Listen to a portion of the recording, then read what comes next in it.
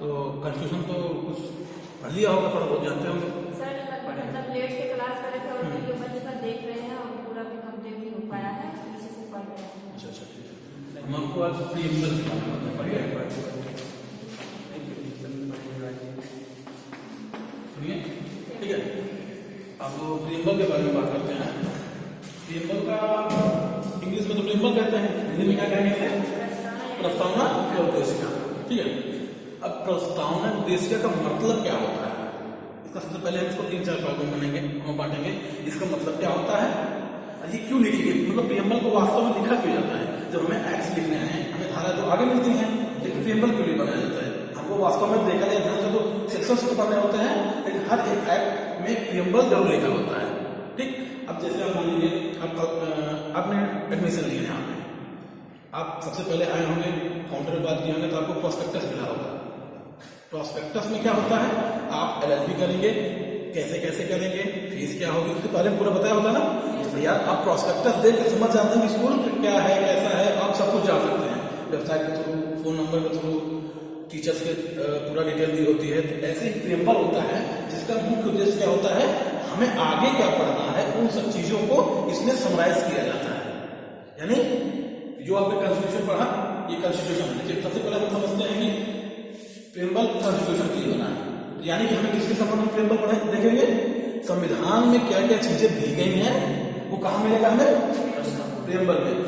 एक इस प्रकार से हम समझेंगे। एक बार जैसे आपने पूरा कॉन्स्टिट्यूशन पढ़ लिया, प्रीएम्बल तब आपको जाके सही से समझ में आता है, क्योंकि ये समरी होती है पूरा।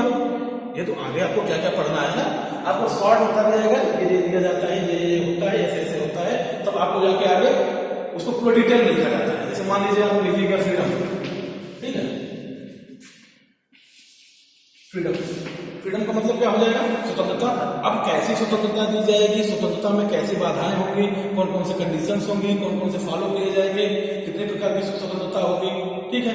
इक्वलिटी, कैसी इक्वलिटी दी जाएगी, इक्वलिटी में कौन कौन शामिल होगा, कौन कौन शामिल नहीं होगा, ये आगे जाकर पढ़ेंगे। लेकिन एक प्रकार से आपको एक तो ब्रीफ बता दिया जाता है इसमें क्या क्या होगा। ठीक है। अब हम लोग समझते हैं, अब प्रीएम्बल को समझ आएगा ना।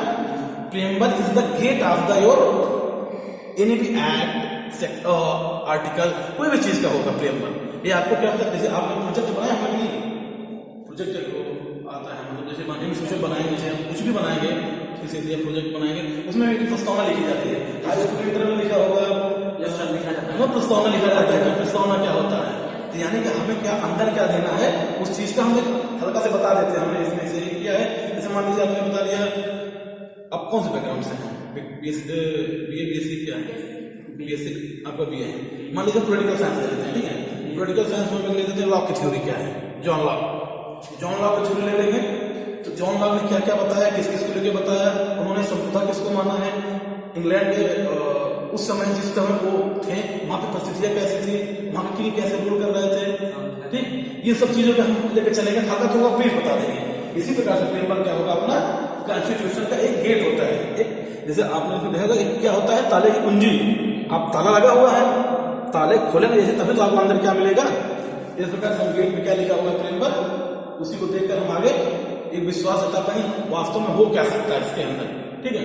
तो सबसे पहले लाइन क्या है इसकी, be the people of India, यानी हम भारत के लोग। भारत को कैसे बनाना चाहते हैं, उसके तमाम 5 वर्ड हैं, उसको समझेंगे। हम पहले समझते हैं हम भारत के लोग। सबसे पहली लाइन क्या है, हम भारत के लोग, यानी कि ये क्या होता है, संविधान को बना कौन रहा है, यानी कि हम भारत के लोग। भारत कैसे, भारत को बना रहा है ना, तो निर्माण किसका हो रहा है। अब ये समझ आप जाइए 1946 से लेकर आज, आप नहीं, हाँ अभी समझिए, अभी हम किस परिस्थिति में आते हैं। इस समय भारत की परिस्थिति कैसे थी, तो अंग्रेजों का शासन था। उस समय भारत को कौन चला रहा था, लेकिन वो अंग्रेज चला रहे थे ना। संविधान जब आया उसमें पहली लाइन क्या लिखी, यानी कि अंग्रेज वहां से क्या हुए, बाइकआउट हुए।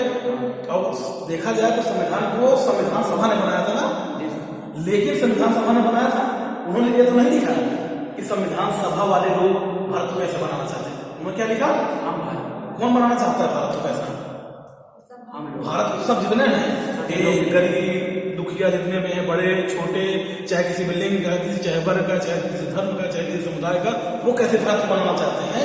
यानी कि संविधान को बना कौन रहा है?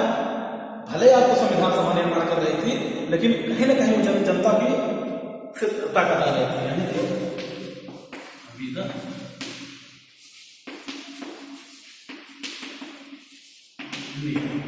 हम भारत के लोग से ही तो आ रहे हैं ना।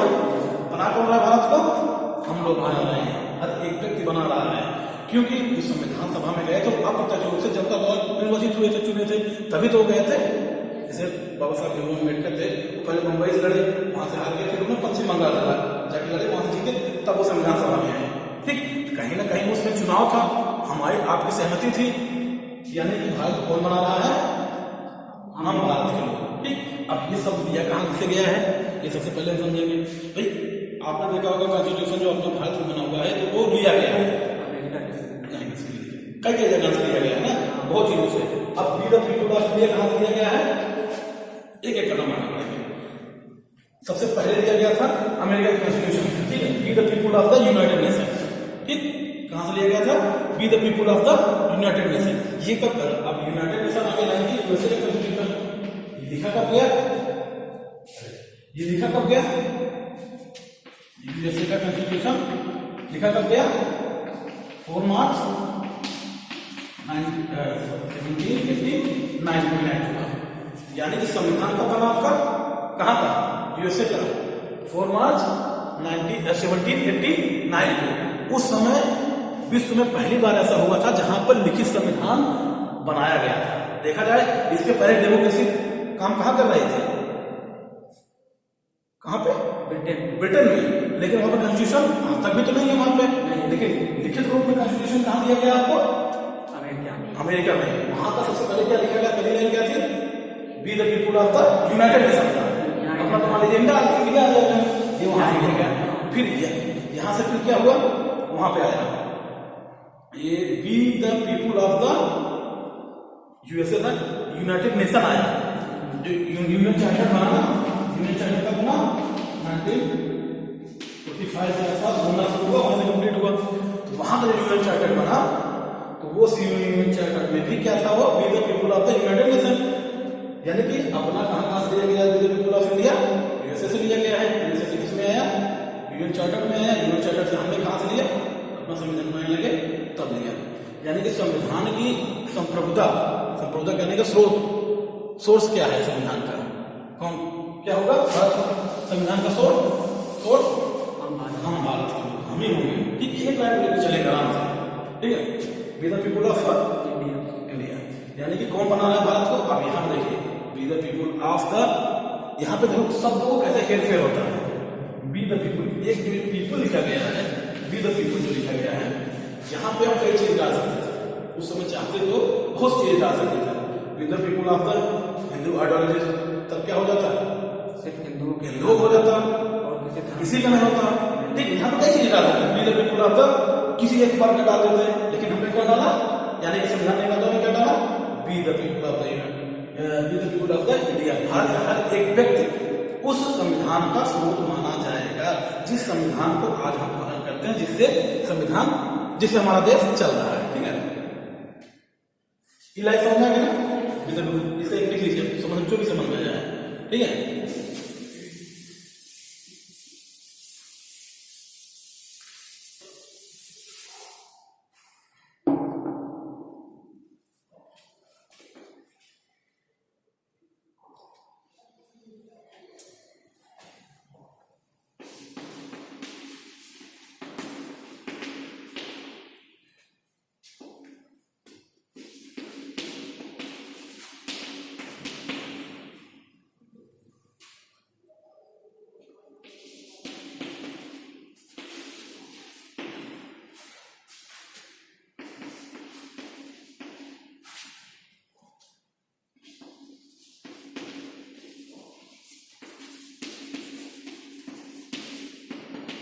आपको 5 शब्द मिलेंगे। हम भारत के लोग, यानी कि हर एक व्यक्ति भारत को कैसे बनाना चाहता है? संपूर्ण प्रभुत्व संपन्न, समाजवादी, पंथनिरपेक्ष, लोकतंत्रात्मक गणराज्य बनाना चाहता है। ठीक, ये आपको 5 शब्द याद होने चाहिए। कौन कौन से? संपन्न समाजवादी संपन्न, ठीक, समाजवादी, सेकुलर माने धर्मनिरपेक्ष ना कहिए करने पे, पंथनिरपेक्ष। एक पॉलिटिकल साइंस का स्टूडेंट होगा, एक बीएससी विज्ञान जो ये करते हैं, जैसे तैयारी करते हैं, वो धर्मनिरपेक्ष कहेंगे, लेकिन एक लॉ का स्टूडेंट क्या कहेगा? पंथनिरपेक्ष कहेगा। अभी समझेंगे इसके बारे में क्या है। ठीक, ये हो गया एक लोकतंत्रात्मक, दूसरा ठीक, एक एक चीज को समझते हैं। सबसे पहले हम क्या समझेंगे? संपूर्ण प्रभुत्व। ठीक, देखिए लिख लीजिए संपूर्ण प्रभुत्व का क्या होगा, समझिएगा। जो समझ में है अपने मन से लिखे चाहिए, ठीक है। ऐसा नहीं कि आपको कोई 1% या कुछ ना समझ में है, जो ना समझ में है चलता रहे, आपको बेचैन पूछ सकते हैं। ठीक, संपूर्ण प्रभुत्व संपन्न का मतलब क्या होता है, कुछ जानते हैं इसके बारे में? आप कुछ अच्छा, इसको ये कैसे समझते हैं? संपन्न है, सब गाँव घर में रहते हैं ना, बहुत संपन्न है, यानी कि हमें कोई डिस्टर्ब नहीं करेगा, हम चाहे जो कर सकेंगे। भाई आप संपन्न हैं तो आप किसी के पास जाएंगे नहीं ना, जब आपके पास सब कुछ है ही आपके पास, तो आप क्यों जाएंगे दूसरी चीज से मांगने? यानी कि आपको जैसे मान लीजिए कोई गरीब आदमी जो संपन्न नहीं है, तो उसके ऊपर 50 लोग क्या जाते हैं, तुम ऐसे क्यों कर रहे हो, ऐसा करो, तुम उनसे जाकर क्यों बोलते हो, उनसे आदमी पैसा वाला है, ठीक ठाक है, तो कोई डिस्टर्ब नहीं करेगा। यानी कि फुली सॉवरेन का मतलब क्या होता है? भारत एक कैसा होगा? प्रभुत्व संपन्न, उस पर किसी भी आंतरिक, बाह्य, इंटरनल एंड एक्सटर्नल किसी भी प्रकार की पावर का हस्तक्षेप नहीं होगा।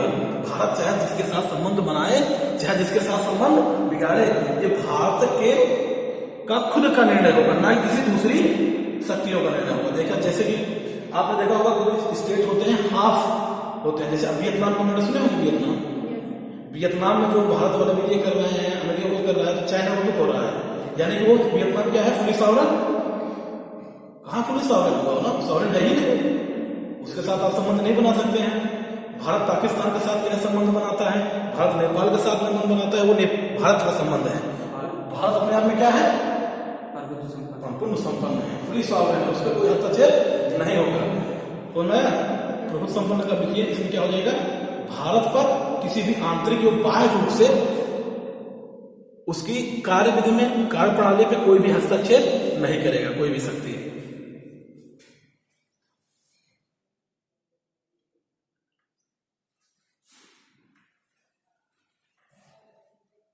बस इतना लाइन लेंगे, अपने लिए आपके लिए पूरा हो जाएगा। ये लाइन आप इसको बढ़ा कई पेज भी इसको लिख सकते हैं, ठीक है। सॉवरेन का समझ में आया? अपने आप में सॉवरेन है, यानी कि कोई भी किसी का हस्तक्षेप नहीं होगा। भारत के साथ संबंध बनाता है, किसके साथ संबंध नहीं बनाता है, उसके पक्ष में क्या चीजें हैं। अब भारत के पक्ष कई डील ऐसी होती है, भारत पक्ष में होती है, लेकिन दूसरे देश को तकलीफ होती है। चाइना से जैसे अब भारत वियतनाम से संबंध बनाता है, चाइना कहते भारत उनसे क्यों संबंध बना रहे हैं, लेकिन भारत क्या है? फुली सॉवरेन देश है, उसको चाहे बनाए या ना बनाए, चाहे कोई बोलता रहे, उससे कोई फर्क नहीं पड़ता है। पुलिस सॉवरेन का मतलब समझ आ गया? पहले क्या था भारत? 1946 से पहले सॉवरेन कहाँ था? लेकिन भारत किसकी कॉलोनी थी? ब्रिटेन की कॉलोनी थी। ब्रिटेन वाले जैसे कहते थे वैसे कहते थे, समझ में आ रहा है? उपनिवेश जिसे कहते हैं, उपनिवेशिक राज्य जिसे कहते हैं। फ्रेंच की बहुत कॉलोनियां थी, पूरा अफ्रीका तो फ्रेंच की कॉलोनी थी, भारत की कॉलोनी थी, तमाम ऐसी कॉलोनियां थी, ठीक। अब भारत के समझ आप देखिए, इसमें दो एक पॉइंट आते हैं आपके यहाँ पास। भारत कॉमनवेल्थ का भी मेंबर है, सुना है? कॉमनवेल्थ कंट्रीज, राष्ट्रमंडल देश। राष्ट्रमंडल देश यानी कौन कौन होते हैं, कौन शामिल आते हैं? वो देश आते हैं जो ब्रिटेन के द्वारा कभी ना कभी उसके अंदर गुलामी के अंदर रहे। आज सॉवरेन हो गए हैं, लेकिन पहले क्या थे? वो गुलामी में थे। जैसे आपको आ जाएगा इंडिया आ जाएगा, इंडिया आ जाएगा।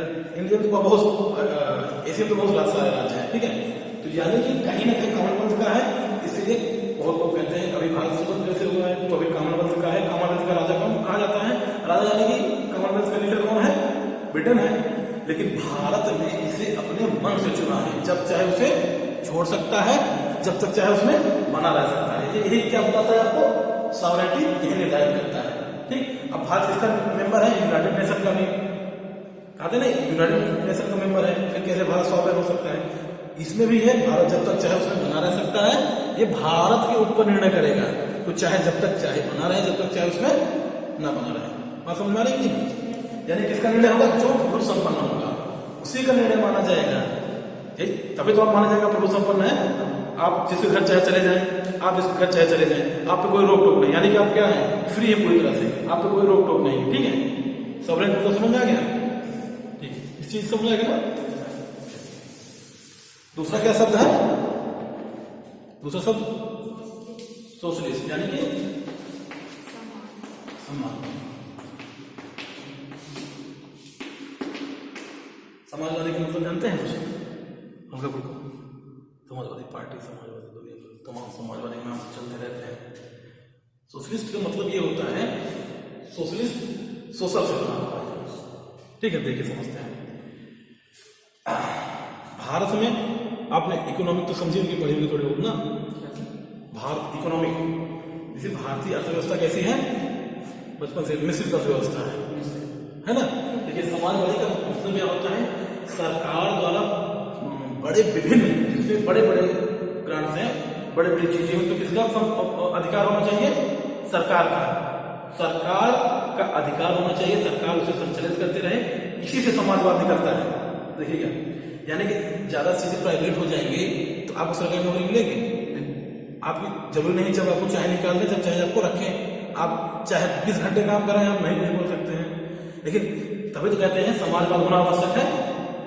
समाजवाद में सरकार बड़े बड़े चीजों पर अपना अधिकार रखेगी, फिर मुहैया सभी सुविधाएं देती है, तमाम ये चीजें देती हैं। यानी कि समाजवाद का क्या मतलब हुआ? जितने भी बड़े बड़े कोई भी शासन व्यवस्था में तंत्र चल रहे हैं, फैक्ट्रीज हैं, अर्थव्यवस्था जिसे मूव करती है, उस पर किसका पावर होना चाहिए? गवर्नमेंट का। लेकिन भारत ने कैसी इकोनॉमिक को अडॉप्ट किया है? मिक्स्ड। ठीक, मिक्स में आपको तो मिलेंगे। ठीक, ये पब्लिक हो जाएगा, सार्वजनिक से कहेंगे, एक हो जाएगा प्राइवेट। अब कैसे चलता है?